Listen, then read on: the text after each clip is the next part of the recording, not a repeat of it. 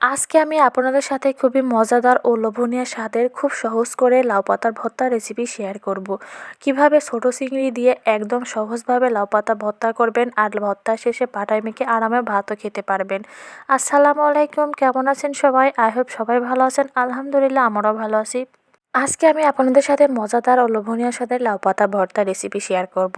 প্রথমেই তো গাছ থেকে একদম টাটকা টাটকা লাউ পাতা ছিঁড়ে নিয়ে এসেছি। এনেই পাতাগুলো 3 থেকে 4 বার পরিষ্কার করে ধুয়ে ছোট ছোট করে কেটে নিয়েছি। চুলাতে একটা কড়া বসিয়ে দিয়ে সেখানে কেটে রাখা লাউ পাতাগুলো দিয়ে 1 চিমটে লবণ আর হালকা পরিমাণে পানি দিয়ে কিছু সময় ঢাকনা দিয়ে নেড়েচেড়ে নিয়ে খুব ভালোভাবে লাউ পাতাগুলো সিদ্ধ করে নিব।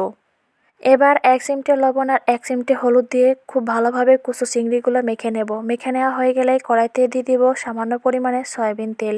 এবার কুচো চিংড়িগুলো ভেজে নেব। কুচো চিংড়িগুলো যখন হালকাভাবে ভাজা হয়ে আসবে সেখানে দিয়ে দেব 7 থেকে 6টা রসুনের কুয়া আর দিয়ে দিব 1 মুঠো পেঁয়াজ কুচি। খুব ভালোভাবে তেলে নেওয়া হয়ে গেলে এবার দিয়ে দিব হালকা পরিমাণে সরিষার তেল।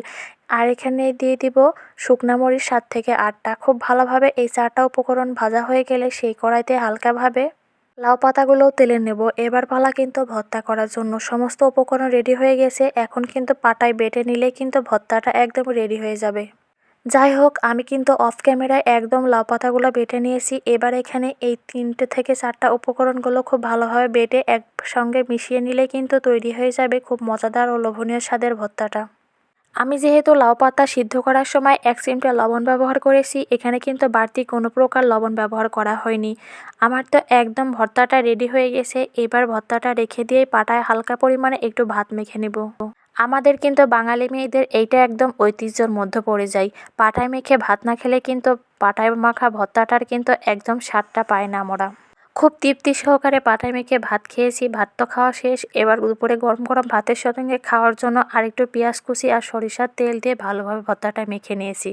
মেখে নিয়ে এখন দুপুরবেলা গরম গরম ভাতের সঙ্গে একদম ভর্তা দিয়ে তৃপ্তি সহকারে ভাত খাবো। আপনারাও এরকমভাবে বাসায় একবার সবার সঙ্গে তৈরি করে খেয়ে দেখতে পারেন, খুব মজা করে খেতে পারবেন।